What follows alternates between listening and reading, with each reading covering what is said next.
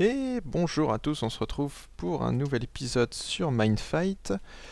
Et qu'est-ce qu'on va faire aujourd'hui? On va... Quelque chose que j'avais pas pensé la dernière fois, mais qui va être très très important, c'est que quand les joueurs vont se connecter au jeu, il va falloir que le jeu sache combien de joueurs sont là. Pour cela, on va devoir faire un compteur. Après, on verra comment on gère ce compteur-là, mais on a absolument de savoir, on a absolument besoin, pardon, de savoir combien de joueurs comptent participer au jeu.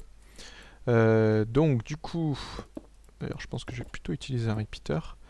Comme vous vous souvenez la dernière fois, chaque fois qu'on a un joueur qui est détecté, qui se téléporte, ça envoie une impulsion, ça téléporte. Et donc, on va pouvoir compter ce joueur-là.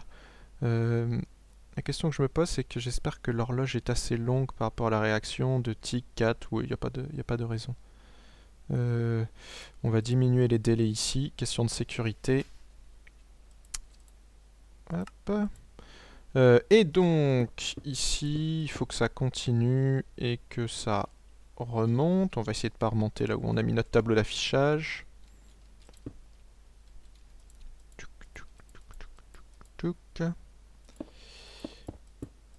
Voilà.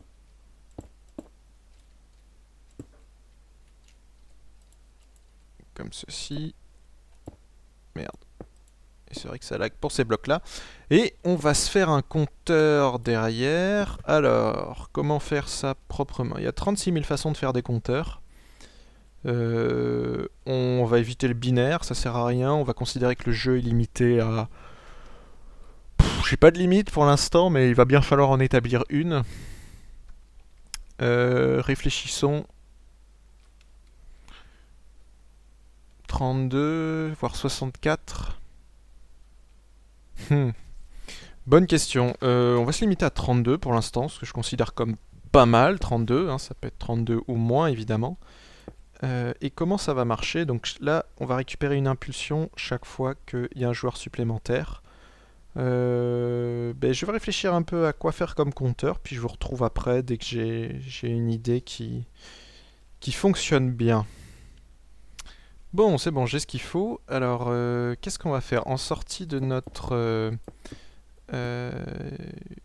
de notre horloge en bas et tout le tralala, on va restabiliser le signal juste par mesure de sécurité. Alors, même si c'est pas indispensable, on va quand même le faire parce que j'aime bien quand c'est propre.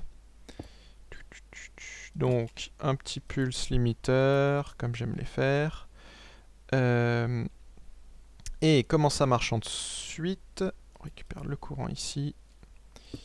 Et on a du courant qui va naviguer. Alors, pas de compteur binaire, hein, parce que ça serait trop chiant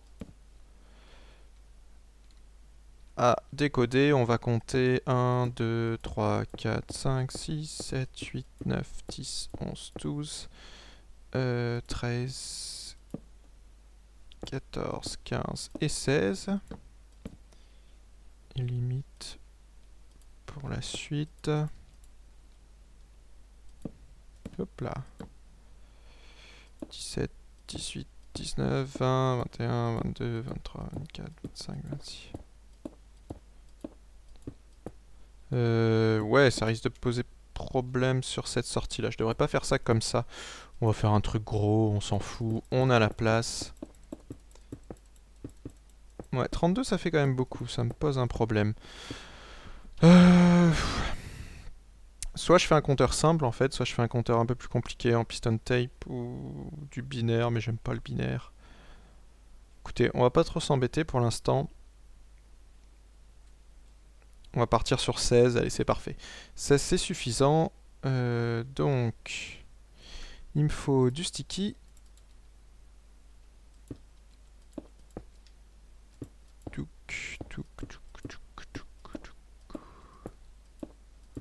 Hop, tout le long. On détectera s'il y a trop de joueurs et dans ce cas-là, oh, c'est pas grave, ils resteront de côté. Ensuite, on met des blocs tout le long. Bon, j'ai pas besoin d'aller... Bon, si, je vais aller jusqu'au bout, mais je pourrais le faire hors caméra, ça... Je vais vous expliquer comment ça fonctionne après. Et... notre entrée qui est là. Hop. Donc j'ai vu ce type de truc sur une map 10 pixels en fait. C'était Vampire. Il n'était pas exactement pareil, mais le principe est le même. Parce que dans Vampire Survival, justement, il comptait le nombre de joueurs au début, c'était très important. Donc là, nous, on fait pareil.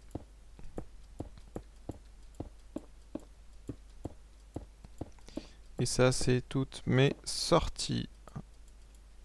Non, faut mettre des repeaters, je crois. C'est plus propre. Hop là. Donc ça fonctionne sur le principe du bud switch. C'est-à-dire qu'on va activer une impulsion courte, on va la mettre à 3 même, d'un tick. Non, 2 ticks, c'est mieux pour des sticks. Dans tout ce truc linéaire. Donc le courant va passer à travers, il va déclencher tous les pistons. Les pistons vont s'étendre et se rétracter une fois qu'il n'y aura plus le courant, sauf qu'ici on a un courant continu. Et si ce piston s'étend et qu'il est alimenté par au-dessus, il reste en bud, il reste alimenté. Pour vous montrer ça plus simplement, on va le faire manuellement. Voilà, vous voyez là, même si j'ai tous les pistons qui se déclenchent, j'ai que le premier qui reste fixé. Là, j'ai que le deuxième qui reste fixé. Voilà, et on peut compter 3, 4, etc. etc., etc. Donc faut bien laisser à 2 ticks, sinon ça pose problème. Et pour réinitialiser la boucle, alors voilà, ça sera ici. Voilà, il suffit de couper le courant et de le remettre, tout simplement.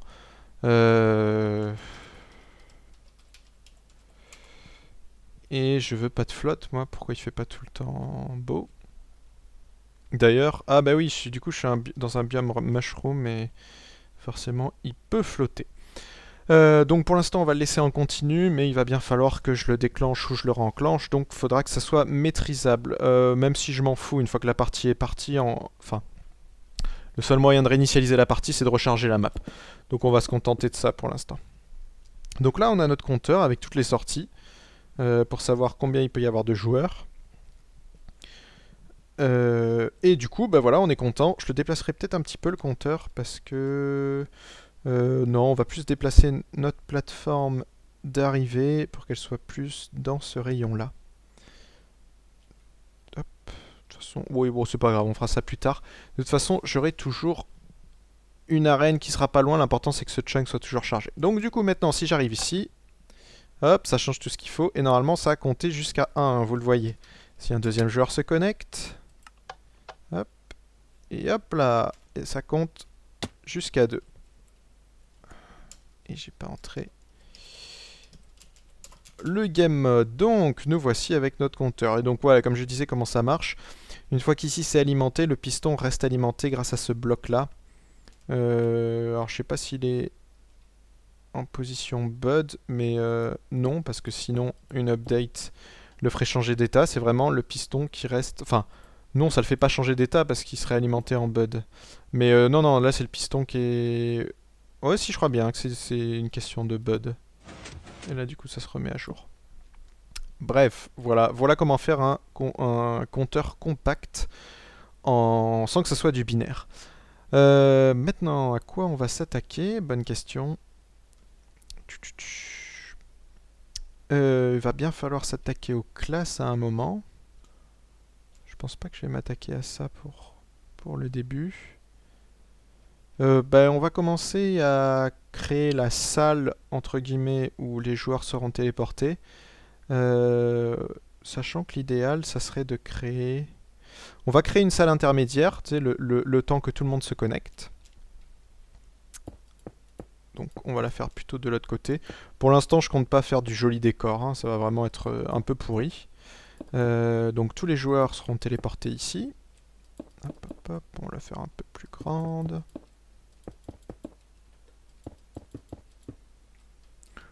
Même encore un petit peu, parce que bon, pas déconner non plus.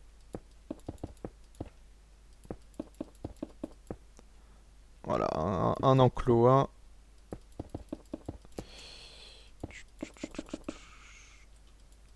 Dont les joueurs ne peuvent pas sortir. Ils seront en aventure mode, hein, donc ils peuvent pas casser les blocs, pour rappel.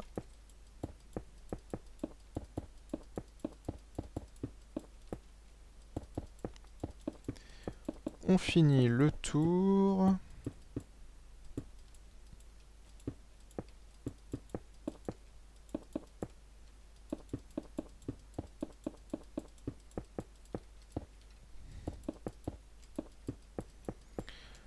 Voilà, et puis on va faire un gros truc du genre start pour démarrer le jeu. Hop, on va récupérer le courant derrière.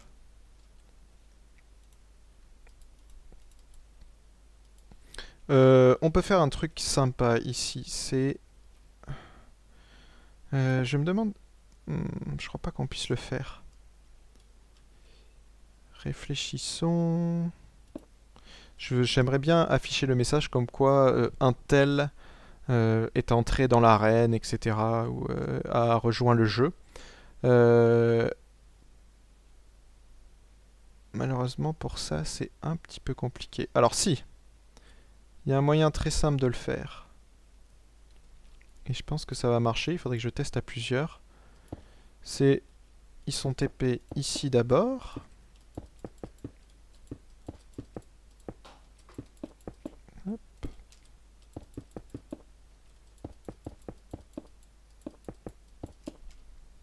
Donc quand ils sont TP ici, ils vont arriver sur une plaque de pression. Laquelle va alimenter deux commandes blocs. Un qui va dire say nearest player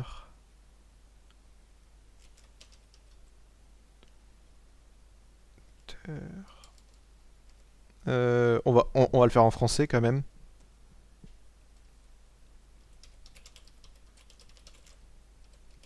On va voir si ça marche comme ça. Et l'autre qui va faire un TP de P. Et il va le TP en... Là est toute la question. On va trouver les coordonnées. Moins 630, 54, 62.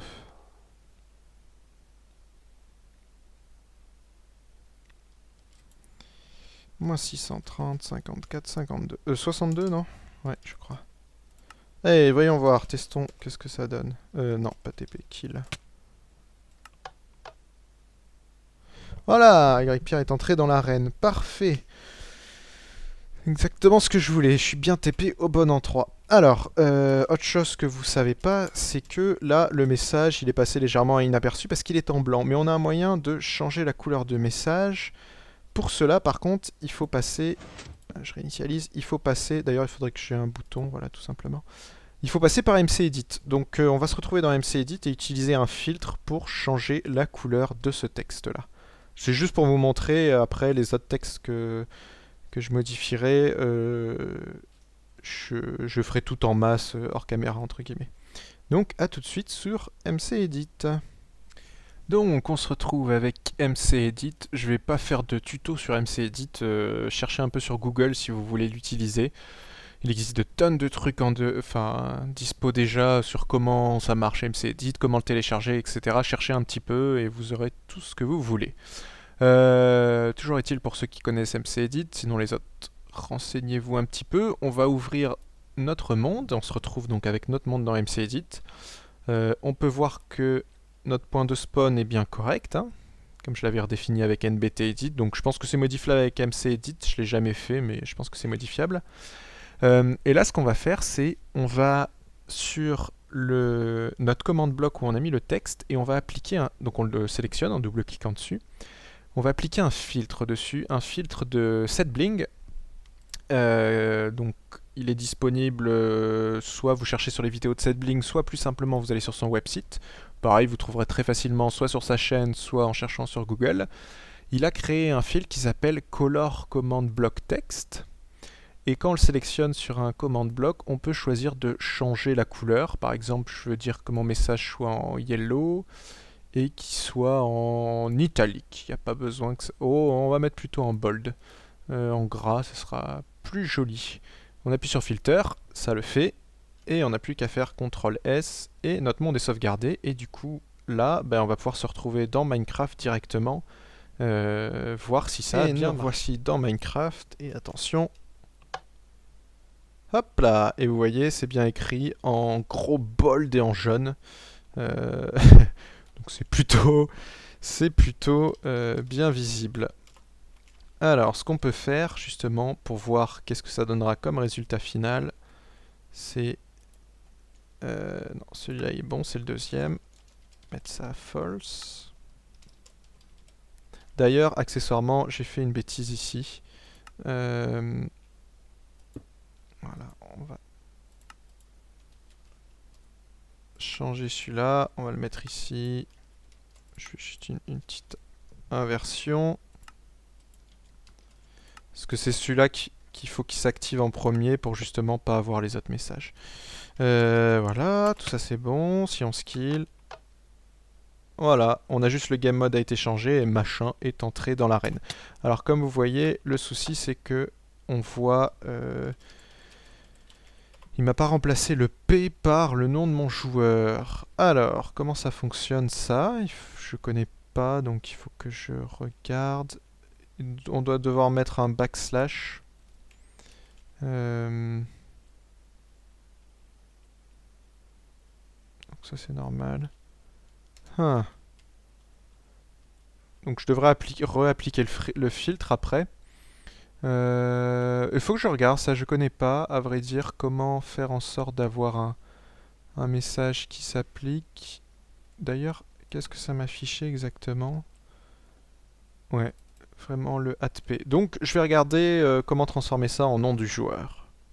Alors le problème semble être lié au fil que j'ai appliqué, c'est-à-dire que là, si j'ai mis la même chose sans la couleur, vous voyez bien, Pierre est entré dans l'arène. Donc ce que j'ai fait, c'est j'ai changé le texte à juste est entré dans l'arène, est entré dans le jeu, on va même mettre, c'est plus propre. On va appliquer le filtre que sur cette partie-là, et ensuite je modifierai le texte et je rajouterai juste le CP devant. On va voir ce que ça donne si je fais ça comme ça. Donc je modifie ça et puis on se retrouve ici. Donc voilà, j'ai appliqué le filtre. Alors la particularité, fallait pas oublier le say, sinon le filtre ne s'applique pas. Donc il faut bien écrire tout votre texte. Si vous voyez, hein, j'ai des petits caractères spéciaux qui s'affichent. Ça fait un petit peu bizarre quand on essaye d'éditer le truc. Et je me suis rendu compte que pour corriger le problème, il faut aller voilà, juste avant ça. Normalement, on tape ça. Et là, si je me mets là... Alors, si je me mets là, ça fonctionne pas. Ça me met le @p. Mais si on rajoute un espace... Oh, ça marche pas non plus. Putain, ça marchait tout à l'heure. Alors, on va s'en sortir. On va effacer le @p. Voyons voir qu'est-ce que ça donne ici. Donc là, ça fait est entré dans le jeu. Classique. Ce que j'avais fait, c'est que j'étais venu ici, j'avais fait ça. Et là, ça marche. Donc voilà, le souci, c'est que le @p était collé à la commande qu'il y avait avant et du coup, il ne l'acceptait pas. Donc là, on a bien voilà, notre message en jaune, c'est parfait, c'est ce qu'on voulait. Donc, pour ces filtres-là, cette Bling on en a fait plein, donc vous pouvez les voir sur son site web. Notamment pour faire des items custom, c'est-à-dire des armures avec une certaine couleur, des potions custom, etc., etc. Il a fait plein de trucs là-dessus.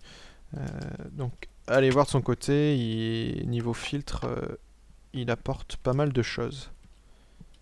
Voilà, donc là on se retrouve, on est téléporté ici, et normalement le jeu a compté, alors évidemment, là il a compté plein de fois parce que j'ai fait plein de tests, donc on peut réinitialiser, hop, tout simplement. Et du coup après, ça va être notre gros bouton Start. Alors pour l'instant on fait quelque chose de moche, hein. L'architecture vraiment je m'en soucie pas. C'est pas le but premier. Ça sera notre salle. Et ça va être le... Ah, je suis con, je l'ai là. Start. Et donc derrière ça, ça va déclencher. On peut faire un truc du genre. Hop. On va faire une bascule. Comment faire ça proprement? Pareil, je réfléchis en live, donc c'est toujours un peu difficile.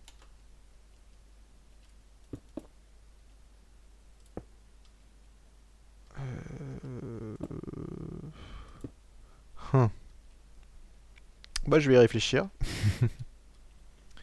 Donc, nous revoici après un petit peu de réflexion, le temps que je réfléchisse à tout ça. Ça va bien, en plus, je vais utiliser les... Alors, c'était pas nécessaire, hein, mais tant qu'à faire, j'en ai profité. Les nouveaux repeater lock. Donc, comment ça fonctionne? On va avoir un bouton de confirmation. C'est-à-dire que si on appuie une première fois, on a un message qui s'affiche. Et une deuxième fois, on a un deuxième message qui s'affiche. Et après, chaque fois qu'on appuie, c'est toujours le deuxième, mais ça n'aura pas d'importance, puisque le deuxième va nous téléporter tous les joueurs ou ce genre de choses. Donc, comment ça fonctionne? On a une mémoire ici, une RS Norlatch. C'est celle de SetBling. Donc, comment on l'a fait celle-ci? Je vous la montre vite fait. Non, comme ça, comme ça, comme ça. Le point d'entrée. Hop. Le point de sortie. Ici, c'est à 4 ticks. Tous les autres sont à 1 tick. Vous avez 2 boutons. Et donc là, vous voyez, la sortie est à 0. Si on active ici, la sortie passe à 1. Si on appuie ici, ça fait strictement rien. Et si on appuie ici, la sortie passe à 0. Et si on appuie ici, ça fait strictement rien. Comment ça fonctionne? Tout simplement, par défaut, ce repeater est locké. Donc, bon, si on appuie ici, ça change rien. Le courant ne va pas plus passer. Et quand on appuie ici, le courant va passer ici avec 1, 2, 3 ticks. Va déloquer ce repeater. Le courant va passer. Et le temps qu'il s'éteigne... il va rester 4 ticks dans ce repeater. Et ici, il va mettre 3 ticks à passer avant de reverrouiller. Enfin, ouais, 3 ticks, parce que quand le courant va s'éteindre ici, il va rallumer cette torche. Donc il va reverrouiller le repeater avant que ce repeater se décharge complètement. Donc le repeater va rester en position verrouillée. Vous voyez, si j'appuie, hop, et il se verrouille avant que ici le courant s'éteigne. Donc voilà comment faire une RS Norlatch très compacte avec les repeater lock. Bon, c'est pas plus compact que les torches, mais c'était histoire d'utiliser cette nouvelle fonctionnalité. Donc, quand on va appuyer une première fois sur notre bouton, ça va changer l'état de notre mémoire, qui du coup va alimenter ce command block ici. Et ensuite, on a une porte E classique qui est alimentée d'une part par la mémoire ici. Donc, par rapport à l'impulsion du départ, il y a 4 8 ticks de délai, et ici on a un tick, ça fait 7 ticks d'écart, plus les torches. Je pensais que ça durait 1 seconde le truc en tout. Ouais, bah c'est pile ce qu'il faut, je dois avoir 1 seconde d'écart en fait, par rapport à tout. Ah oui, c'est le temps que ici le repeater se déverrouille, pardon. Avant que le courant passe. Ici il est verrouillé, le temps qu'il se déverrouille ça fait 1, 2, 3 ticks. Ensuite il se charge, 4 ticks, plus 4. Donc 3 plus 4, 7, plus 4, 1, ça fait 11 ticks. Ici, moins un tick, on a 10 ticks d'écart, ce qui est exactement la durée d'un bouton. Donc la première fois qu'on clique, ça va faire basculer cette mémoire, ça va alimenter ce command block, et ici, ça va alimenter cette partie de la porte E. En même temps, quand on a cliqué ici, ça a alimenté cette partie de la porte E, mais au moment où cette partie va être alimentée, celle-ci va s'éteindre, donc notre porte E ne sera pas complétée. Par contre, la deuxième fois qu'on va appuyer, comme notre RS aura déjà été bloqué, cette partie de la porte E est complétée, et donc quand on rappuie, on a la deuxième partie de la porte E qui est complétée et qui vient activer ce command block. C'est appuyer une nouvelle fois si vous êtes prêt. C'est écrit comme ça, ouais. Et là, ben, un classique, c'est quoi les coordonnées ici? C'est moins 630, 54, 62. Donc, TPP, moins 630. Ah non, c'est là que ça va être plus particulier. Là, j'ai fait une commande TP à la con, mais non, ça va être beaucoup plus compliqué que ça. Va falloir que justement on joue avec le compteur. Le compteur, il va nous TP aléatoirement autant de fois qu'on a de joueurs. Donc, si on a ça plus... faut qu'on fasse une méga porte et on va faire plus simple. Hop. On va remettre des stickies tout le long. Ouais, ça lag à chaque fois. Oh, je mets des stickies, mais c'est pas forcément nécessaire, mais on s'en fout, hein, c'est pas un problème de ressources sur cette map. Piston, piston, piston, piston, piston. Ah, par contre, j'ai peur que... Oh, si, ça restera alimenté, c'est pas grave. Hop. Beaucoup de délai entre chaque, parce qu'il faut que ça le fasse au fur et à mesure. Et dans l'autre sens, parce que le compteur compte dans l'autre sens, pardon.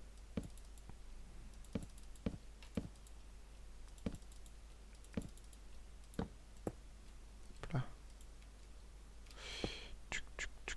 Donc c'est l'équivalent de porte E, hein, mais sauf qu'on les fait avec des sticky pistons. Vous allez comprendre ce que je veux dire.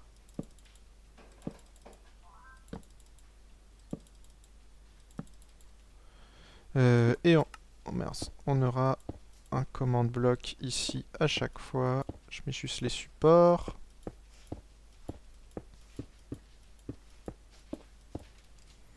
J'en mets qu'un pour l'instant, mais il y a de fortes chances qu'on en mette plusieurs.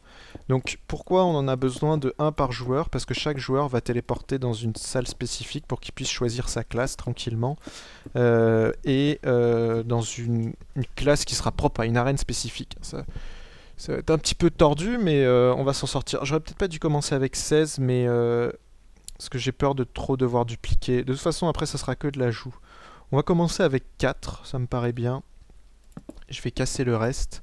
Ça sera très facile de prolonger quoi qu'il arrive. Donc je casse déjà ça, et puis pour l'instant, restons simples, pas la peine de voir trop grand. Ça sera les fignolements, et puis pour vous, de toute façon, ça ne vous apporte rien du tout de voir le truc en décuplé. Donc, maintenant que j'ai complété un petit peu le circuit, comme on a dit, le premier message c'est appuyez une nouvelle fois si vous êtes prêt. S'il appuie, c'est parti, TP des joueurs en cours. On a le courant qui vient par ici, et qui va passer à travers tous ces... On peut laisser un tic. Ces blocs, ça va lever ces pistons, du coup, les commandes blocs vont être alimenté et ça va me TP les joueurs au fur et à mesure, donc le joueur un random dans cet endroit là. Pour l'instant j'ai juste mis des save, ça va le faire avec 4 ticks d'écart et à la fin dire tous les joueurs ont été TP, choisissez votre classe. Donc si on fait un kill, alors ça c'est... Ouais, ça m'a tout fait tout ce qu'il fallait, donc j'ai bien un premier joueur, on va en mettre 2. Voilà, pour être sûr que c'est bon. Ça me TP pas dans la bonne direction, mais c'est pas grave. On appuie une fois, appuyez une nouvelle fois si vous êtes prêt. On appuie une deuxième fois. TPJ1, TPJ2. Voilà, parfait. Tous les joueurs ont été TP, choisissez votre classe. Donc vous voyez, on a bien tous les messages qui se mettent d'affilée. Ici, le compteur a été bloqué à 2, ces commandes blocs ont été allumées. Et ici, on est arrivé jusqu'ici. Donc on peut réinitialiser accessoirement ici. Donc voilà, et je crois qu'on va s'arrêter là pour aujourd'hui. Je me demande si on peut donner une orientation quand on TP, ça pourrait être pratique. On va s'arrêter là pour aujourd'hui. Donc pour l'instant, là, on a vraiment tout le spawn qui est prêt. Donc tous les joueurs vont se retrouver dans cette zone-là. Tiens, ce qu'on peut faire éventuellement, c'est...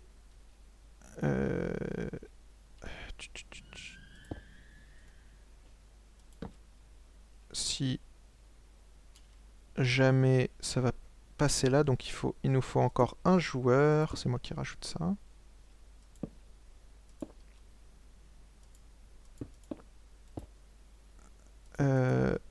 C'est le nombre de joueurs max a été atteint. Certaines... on peut même le mettre avant, à vrai dire. Je m'embête avec ça, mais... c'est nombre de joueurs max atteint. Les prochains joueurs ne... Pas nombre de joueurs max atteint tout court, puisqu'après c'est aléatoire. Donc voilà, et puis ça, je pourrais même en faire un filtre pour le mettre en rouge. Tiens, on va le refaire ensemble. Tout simplement, dans MCEdit, voilà, comme d'hab, hein, filtre, color command text, on va le mettre en red, en bold, ou en underline, c'est plus bold underline. Allez, c'est parti. On filtre, on sauvegarde, et puis on se retrouve. Donc voilà, dans le jeu, et puis ben on va tester. Kill. Hop. Hop. Ah, je fais trop rapide. Le troisième joueur. Et là, ça doit afficher le message. Nombre de joueurs max atteint. Voilà, parfait. Donc ben on a tout ce qu'il faut. Voilà, et puis on va s'arrêter là pour aujourd'hui. La prochaine fois, on continuera sur le TP dans des zones spécifiques. On va faire 2 arènes pour l'instant. Comme j'ai dit, ça pourra être dupliqué, ça. Donc, on va créer notre première salle de choix de classe. Comme ça, on pourra éventuellement regarder comment se giver des objets custom, avec des résistances custom, etc. Voire faire des objets complètement custom avec MCEdit, c'est encore plus fort. J'attendrai votre retour sur ce 3e épisode pour savoir si vous avez des idées sur les classes notamment, parce que pour l'instant je viens de tourner les 3 premiers épisodes d'affilée. Si vous avez des idées sur les classes, je suis preneur sur des habilités spéciales, etc. Va falloir qu'on essaye de penser que ça soit relativement équilibré. De toute façon, il faudra des tests, qu'il n'y ait pas une classe qui soit trop forte. Mais typiquement, des épées avec des enchantements spéciaux. On peut faire tout ce qu'on veut hein, en custom, comme ça on peut vraiment mettre absolument tout ce qu'on veut sur les enchants, n'importe quel niveau, etc. Donc si vous avez des idées, n'hésitez pas à m'en faire part. Et puis ben, comme ça je pourrais faire le tri dedans et voir qu'est-ce qui est faisable, qu'est-ce qui ne l'est pas. Et puis bah, ça me donnera des idées, hein. Faut que vous participiez aussi. Voilà, sur ce, je vous dis à la prochaine. Allez, bye bye.